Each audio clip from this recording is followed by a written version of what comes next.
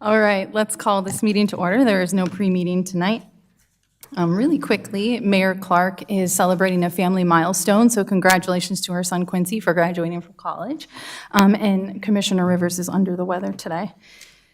Before we get started with our moment of silence, please help me by silencing your cell phones. We'll go ahead and get started.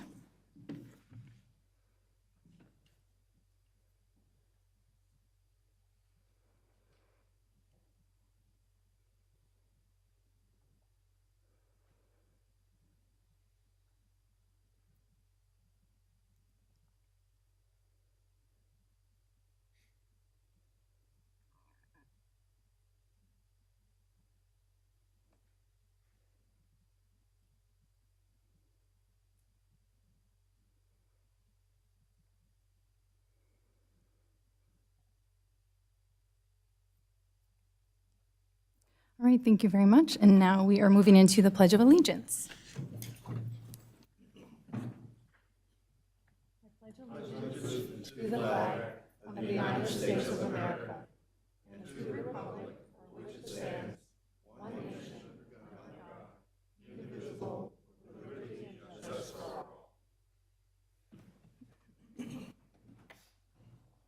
All right, thank you. And Ethan is up for announcements. Good evening, everybody. Just very quick tonight with our announcements.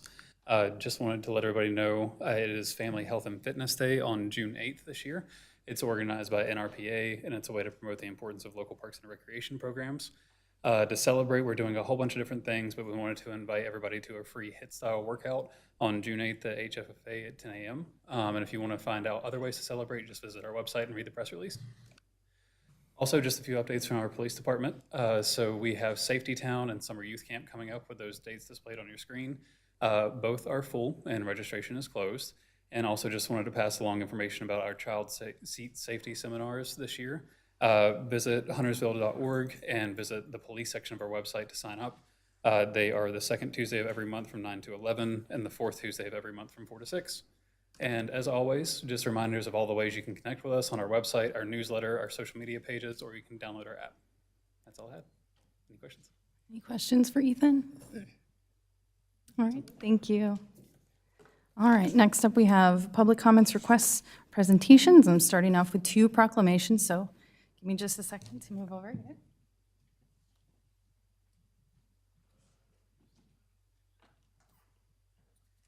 Okay, the first one, a proclamation for National Gun Violence Awareness Day. Whereas every day more than 120 Americans are killed by gun violence and more than 200 are shot and wounded, and whereas North Carolina in an average year has 1,636 gun deaths with a rate of 15.3 deaths per 100,000 people, a crisis that costs the state $19.5 billion each year, of which $471 million is paid by taxpayers. North Carolina has the 23rd highest rate of gun deaths in the United States, according to everystat.org. And whereas cities across the nation, including Huntersville, are working to end the senseless violence with evidence-based solutions, and whereas mayors and law enforcement officers, in partnership with the local violence intervention activists and resources who know their communities best, are the most familiar with local criminal activity and how to address it, and are best positioned to understand how to keep their citizens safe. And whereas gun violence prevention is more important than ever as we see an increase in firearm homicides and non-fatal shootings across the country, increased calls to domestic violence hotlines, and an increase in city gun violence. And whereas on January 29th, 2013, 15-year-old Hydea Pendleton was tragically shot and killed. And so on her birthday, June 2nd, people across the U.S. recognize National Gun Violence Awareness Day. And whereas anyone can join this campaign by pledging to wear orange on June 7th to help raise awareness about gun violence and to pay tribute to Hydea and all victims and survivors of gun violence and the loved ones of those victims. And whereas we renew our commitment to reduce gun violence and pledge to do all we can to keep firearms out of the hands of people who should not have access to them, and encourage responsible gun ownership to help keep our families and communities safe. Now, therefore, I, Jennifer Hunt, Mayor Pro Tem of Huntersville, do hereby proclaim June 7th, 2024 as National Gun Violence Awareness Day in Huntersville, North Carolina. Okay, And then we have a proclamation for Global Wellness Awareness Day. Whereas wellness is an active process of becoming aware of and making choices toward a healthy and fulfilling life. It is more than being free from illness. It is a dynamic process of change and growth. And whereas embarking on a wellness journey is a process of searching for the appropriate tools to make you a healthier and happier human being, plus discovering your own effective methods to use these tools for continued growth and development. And whereas since 2012, the second Saturday of June is celebrated as Global Wellness Awareness Day, an international day dedicated to living well, both physically and spiritually. And whereas this day provides an excellent opportunity for the town of Huntersville to demonstrate support for this better living movement through our parks, fitness centers, and greenways. And whereas the purpose of setting aside this one day a year is to raise awareness of the importance of wellness by directing the thoughts of both individuals and society towards the possibility of living a better life every day. The main aims of the day are to recognize the value of our lives, to pause and think, even if for just one day of the year, to be free from the stress of everyday city life and bad habits, to make peace with ourselves, to raise awareness about living well and increase motivation, not just for today, but for the remaining 364 days of the year. Now, therefore, I, Jennifer Hunt, Mayor Pro Tem of Huntersville, do hereby proclaim June 8th, 2024 as Global Wellness Awareness Day in Huntersville, North Carolina.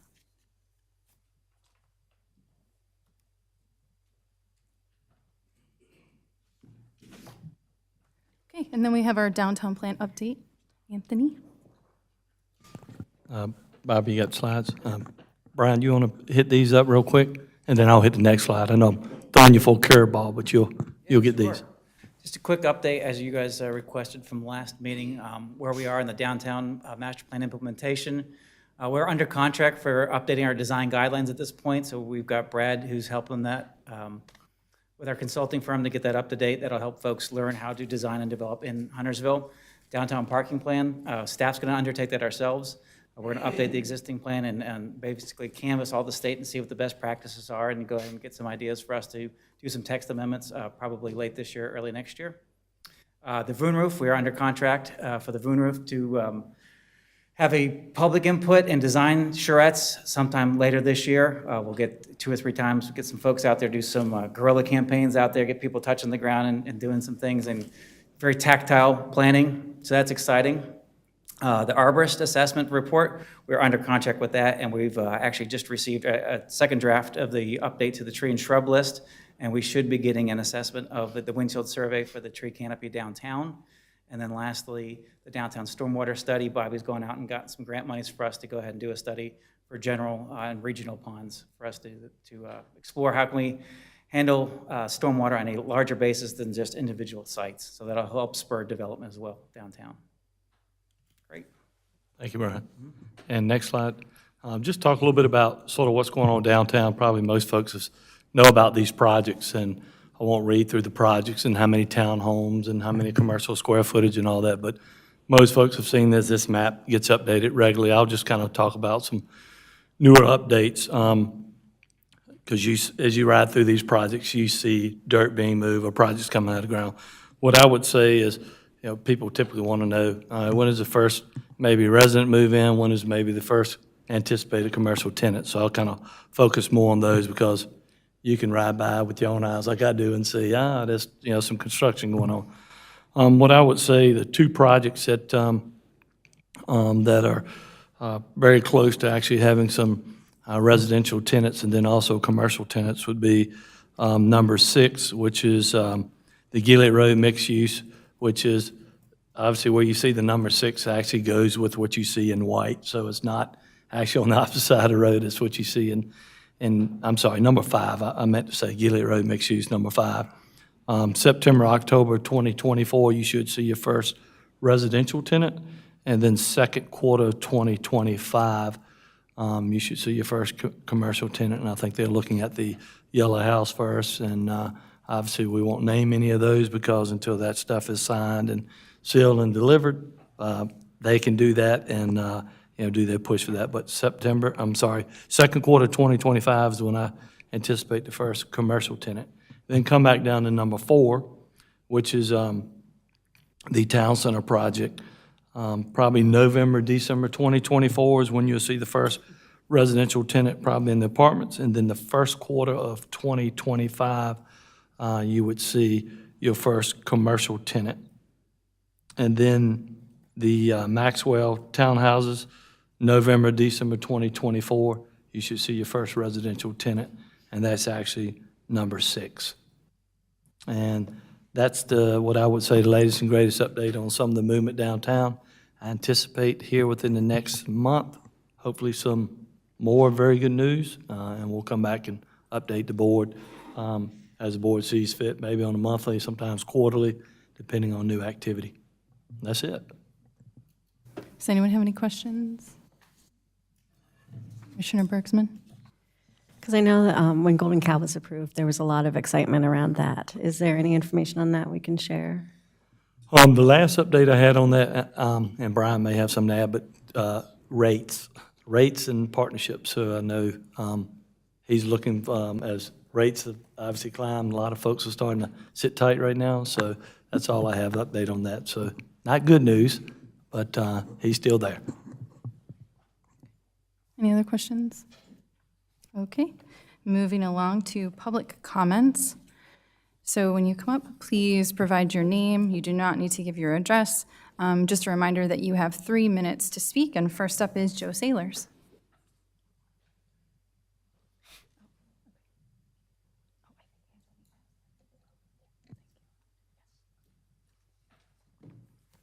Thank you. I'm Joe Sailors. I do live in Huntersville at 9332 Westminster Drive.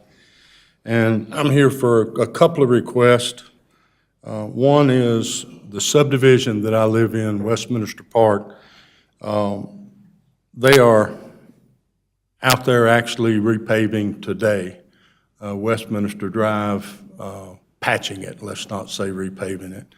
And I have asked staff and for us to be moved up on the process because undoubtedly we don't meet the percentage that is required for them to come in and actually pave it. Although back in 2021, I was told that we were on the list for that year, but because of COVID, I guess it didn't get processed. They're patching places now that have already been patched as many as 3 and 4 times. And it's just, it's not a wagon trail, but we're thankful we got pavement, but it does need to be addressed because of so much cut through that is happening from Mount Holly Holmesville Road over to Beatty's Ford. I don't know what the count is today, but at one time the count was high enough that necessitated the speed bumps to be added. The second thing I'm here about is the Overhill project that is starting back up because of the failed contractor that the Vermilion owner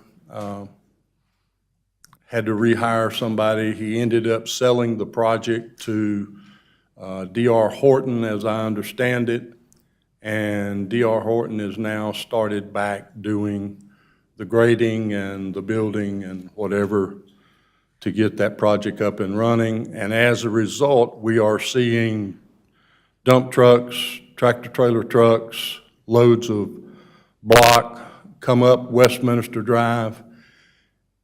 And we had a public hearing, and in the public hearing, we were told that they would require the contractor to use Carver Drive to enter and exit his subdivision, that there would not be traffic diverted into Westminster Park onto Westminster Drive, Wedgewood, Overhill, and Pembroke or Shields.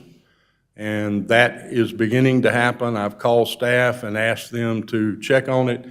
And the statement I got back from staff was because it was not in the minutes for the motion to not allow the trucks to use Westminster Drive, Pembroke, and Shields, they couldn't enforce it. Although in the public hearing. Mr. Sailors, I'm sorry, your time is up. All right, in the public hearing, it was stated that they would keep them off of those roads. Okay, thank you, And I sir. was going to tell you about the budget, but I run out of time. Okay, thank you, sir. Next up, we have Ms. B.J. Caldwell.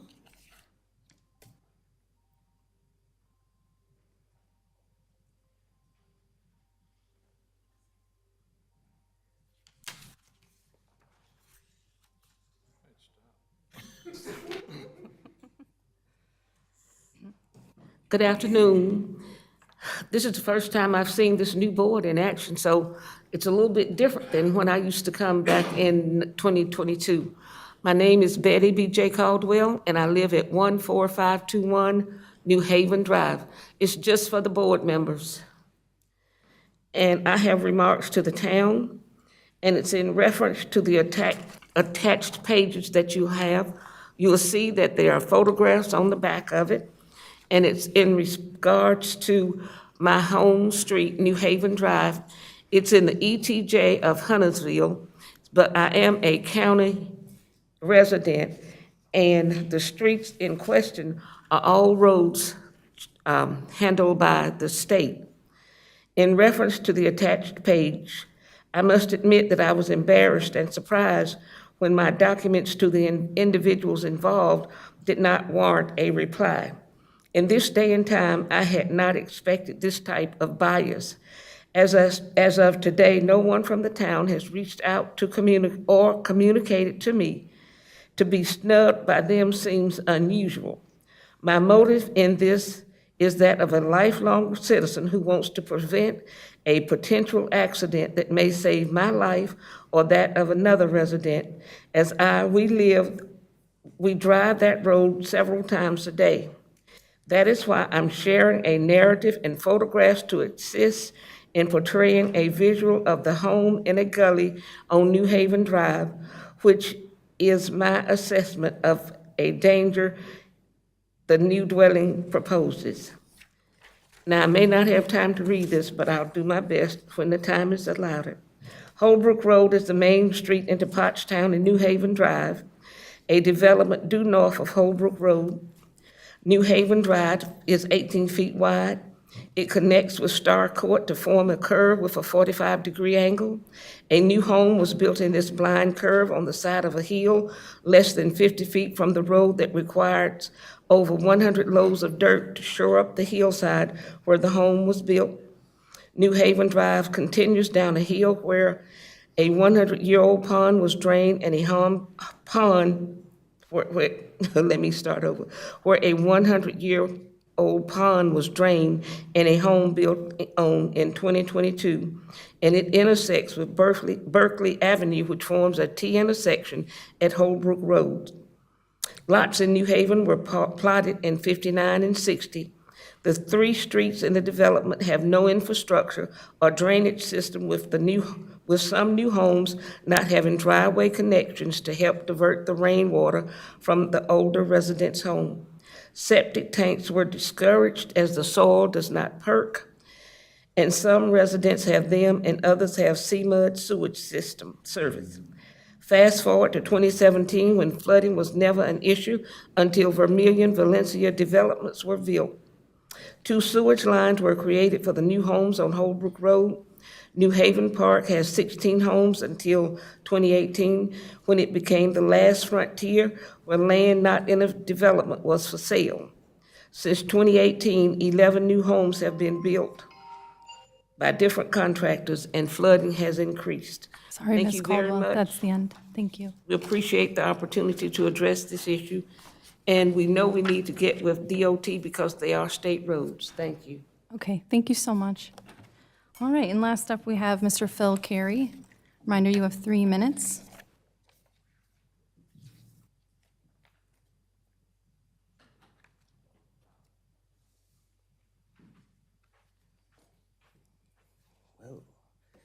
First time up here in quite a while. Phil Carey. A couple things I wanted to talk to you guys about tonight, primarily having to do with fiduciary responsibility as you guys sit on the dais this evening. I'm a city guy in terms of I view Huntersville as a city. So if you guys hear me say city, understand that the charter says town, but when you're the 16th largest population center in the whole entire state, and you share a county with the 15th largest population in the entire country, there's a mindset difference. And that's one of the things that I wanted to talk to you guys about tonight, because you guys took an oath that said, when you make a vote, when you're up here discussing, you are doing what is best for the city. Not for an individual, not for your business partner, not for the person that gave you a wink and a nod, not for your best buddy. You are doing what needs to be done, in your opinion, for the city of Huntersville. So as you guys start this process with the budget, as you guys look at other votes that you have had and will have, my ask is that you do that on a consistent basis. Be able to communicate verbally to all of us, for the record, why you took a vote. No shortcuts, no winks, no talking to your buddies. And I'm saying this because I'm gonna have to come back and give you guys some information on some things that have happened in the past. Factual information that is unacceptable. And you guys are gonna have to say, well, that is kind of unacceptable, or you're gonna say, yeah, that is for the best interest of the town, of the city, and Phil is wrong. But it's very important that you guys make sure that you're doing what is best for the city at all times. No exceptions. If there is any point in time that you're struggling with that, you're just too close to an individual, or you're too close to a business partner, or whatever, recuse yourselves. All right? I snooped a little bit. I saw the attorney, and she's very qualified in terms of government background. All right? That's the person that you're going to go to, and just ask her. I've got a relationship here, or I've got this and that. I guarantee you she'll be able to rattle off 2 or 3 questions to determine whether or not you need to recuse yourselves. But it's very important that you guys do that, because what's happening in the past that I have seen and that I'm going to have to talk about is unacceptable to me, and I hope it's unacceptable to you all. And as a municipality that is this large, you got to do better than what we've had in the past. You've got to. And so that's what I'm here to say today. I will be back with some other details. But, you've got the resources right here to make sure you're doing the right things all the time. Use them. You don't need to look outside. You've got it right here. Thank you. Thank you, Mr. Carey. All right, that concludes the public comment section. Moving on to adopting the agenda. Do we have any questions or any changes to the agenda? Okay, can I get a motion to adopt the proposed agenda? I make a motion to adopt the proposed agenda. Can I get a second? Second? All those in favor, please raise your hand. Any opposed? Okay, that carries unanimously. Moving on to the consent agenda. Are there any questions or proposed changes here? Okay, can I get a motion to adopt the consent agenda? I make a motion to adopt the consent agenda. Do I have a second? Second. All those in favor, please raise your hand. Any opposed? Okay, that also carries unanimously. Moving along here to public hearings. Mr. Richards is going to talk to us about Annex 224-01. Good evening.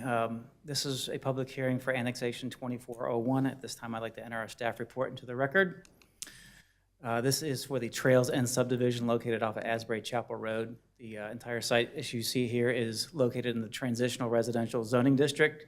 It is 59.46 acres and is currently zoned for 84 single-family homes. And we'd like to annex that into the corporate limits, the satellite corporate limits. I'm here to answer any questions that you may have. Any questions? No questions. Thank you. Okay. Well, thank you very much. That concludes the public hearing.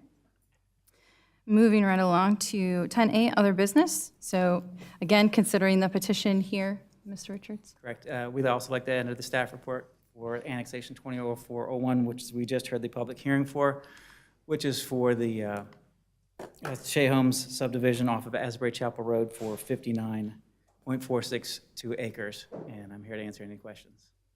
Any questions or discussion? Okay, can I get a motion for petition Annex 24-01? I make a motion to approve the ordinance on petition number Annex 2401, a request by Shea Homes Carolina LLC to annex 59.462 acres into the town of Huntersville. Do you have a second? I'll second it. Okay, all those in favor, please raise your hand. Any opposed? Okay, that carries unanimously. Thank you very much. Okay, moving along. Consider approving proposed FY25 electric rate changes. David? Good evening, Mayor Pro Tem and Commissioners. David Lucor, Electric Systems Manager for Electric Cities. And I have the recommended FY25 electric rates for your approval this evening. To begin with, there are no proposed increases in retail rates, not for residential, commercial, or industrial, but there are a few minor changes. The REPS charge, that has decreased for this year, and that is something that is added to each customer's bill, and it's created or it's determined what the value is or should be by the power agency. So it's a pass-through for renewable energy credits. So residential is a slight decrease of 2 cents, commercial is a little bit decrease, and industrial a little bit more than that. There are two additional rates that I'm recommending. The first one is a renewable energy credit rate rider, REC R2, and this is for solar and any kind of renewable energy. The current methodology that we have is a buy-all, sell-all methodology, which basically means that everything that a customer's solar panels or other renewable energy source, they are required to sell all of that energy to the utility, and the utility is required to purchase all of that energy at the avoided rate cost. The new rate will provide a net billing methodology, which allows consumers to actually use the energy that they produce in their homes, and then any excess that they produce and comes back on the utility, they will be credited at the avoided rate cost. And if there's no energy transfer between their solar panels and the utility, then their bill would only be based on what they've actually consumed from the utility. So there's a little bit difference in methodology there. This rate would not be effective until October 1st. We're in the process of updating our customer service billing software, and we need to have that in place so that we can accurately bill this new rate. We also need to buy additional electric meters that can meter both forward and reverse current and energy. So that's for the reasons why the delay is till October 1st, to allow us to get those things in place. The second rate that I'm recommending is a low load factor commercial service schedule. This is for individual EV chargers, welders, many other kind of customers whose usage is very low but continuous. The way this is metered, we don't have a rate schedule to meter this type of service that would accurately recoup the investment that we are putting into that kind of service. So I'm recommending we add that in the next fiscal year. The fee schedule changes, all of these fee schedule changes that I'm recommending are due to increased cost, labor, materials, fuel, everything has increased, and we need to keep ahead or up to what our expenses are. So as you can see, there's some changes on reconnect fee, return check fee. A lot of these have not been raised in many, many years, and just trying to bring those into alignment with current prices and costs.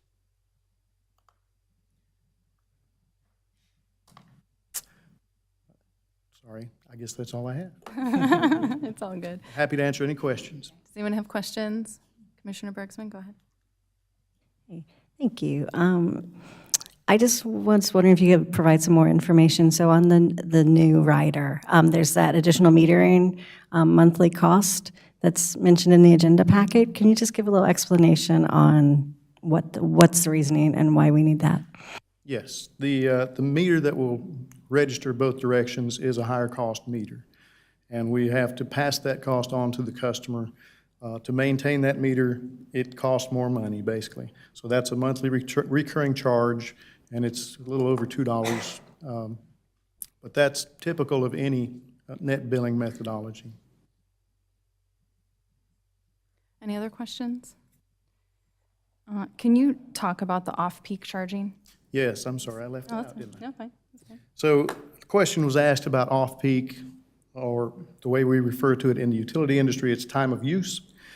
And basically, a customer would be billed for the energy they consume based on the time of the day that they use it. So peak times would be more expensive, off-peak times would be less expensive. At this current time, there's no need to add a time of use rate. The utility system is in good shape. We're not to the point that we need to add a time of use rate. As customers continue to add more EV chargers and more loads to the system, then that will be something that we may need to look at in future years to try to incentivize people to use energy in the off-peak period to reduce our peak loads. Thank you. All right. Any discussion? Okay. Can I get a motion for the proposed fiscal year 25 electric rate changes? Commissioner Walsh?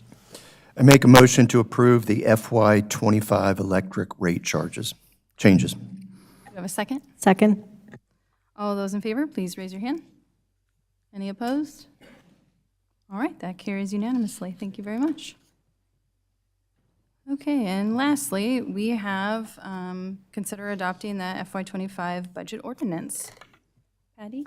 I just wanted to see Patty get up and walk to the podium, but I need to say this, or else, I may not be here tomorrow.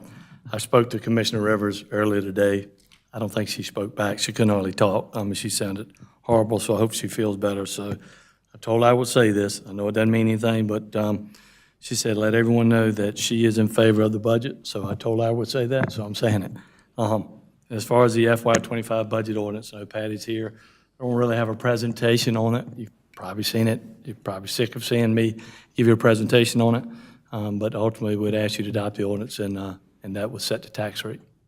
Patty, That's what I was going to say at 2275. there you go. See, I told you was getting up for a reason. Does anybody have any questions? Does anyone have any questions? No questions. Okay, discussion? Okay, Commissioner Walsh, go ahead. I will also be supporting the budget this evening. I want to thank all the staff members who are a part of this budget process. Under the leadership of our town manager, Anthony Roberts, you spent countless hours providing input for the budget. The process started back in February and culminates with our vote this evening. This is a good budget for the town and our citizens. It addresses the needs of a growing municipality. We are investing in our future, including our new municipal fire department and more police officers. We will soon be using voter-approved bond money to support our commitment for infrastructure projects, including more roads, sidewalks, and greenways. Our most important asset is our town employees. This budget shows our support for them by redressing our employees' pay. Again, thanks to the staff and my fellow board members for all the hard work putting this budget together. Thank you, Commissioner Walsh. Anyone else? Go ahead, Commissioner Dumas. Yeah, I wanted to take a moment to thank the staff for and those who attended our sessions over the last few weeks. That was the first time we'd ever done public sessions with discussion and open questions to our staff, and it took a lot of work and a lot of effort and a lot of hours that aren't business hours for our staff. So I'm really grateful to Jackie and the rest of the team for doing that. Thank you so much. And for everybody who attended and asked questions and joined us, it was valuable to me, and I know, I don't want to speak for everybody else, but I believe valuable to the rest of the team here. I am personally not excited about a 5-cent tax increase, and I wasn't sure when I saw the proposed budget that I was going to be able to be in favor of it. But I've reviewed the 600-page budget. I've asked questions and pushed back on line items and stood out, and I've pushed back on several projects over the last several months. and had conversations over the last several weeks about projects that might be able to be pushed. And the fact is that our town is in desperate need of investment. A lot of what Nick has already commented on. More people brings more revenue, yes, but it also brings more expense. And it's happened so quickly in our town that widening a road or adding roads or finding connectivity costs money. And we haven't been able to stay on top of that. We haven't planned enough in the past and haven't invested in that growth effectively. If we had, we wouldn't be feeling the pain as bad as we are right now. And we wouldn't have orange cones at every corner like we do right now, or so much traffic and safety issues on holidays and weekends. And we're taking action to make sure that we are in a better place. It's ultimately what's right and best for our town. Yeah, so I am also in favor of this budget. Thank you. Commissioner Quarles? Well, if I was able to, I would exempt myself from paying taxes, but I'm not exempt. As Commissioner Wall said, we've received an abundance of information in regards to the budget as far back as February. We've had the community engagements and we've also gotten emails, so I want to thank those who have come out. But I can say that overwhelmingly, we got more people in support of us moving forward with the manager's approved budget, which says a lot about our constituents. I'm not going to dwell on the indecisions of the past, nor I'm going to talk about any misleading rhetoric. If I do, that angry cup of coffee may appear again. Huntersville will no longer be the municipality with no full-time fire department. I think we should have done that quite some time ago, and I'm happy that this budget will support a full-time fire department. I talked to a woman a few weeks ago. Her 17-year-old son was in a car accident on 73. She and her husband were out of town, and they panicked because it took some time for the first responders to get to their son.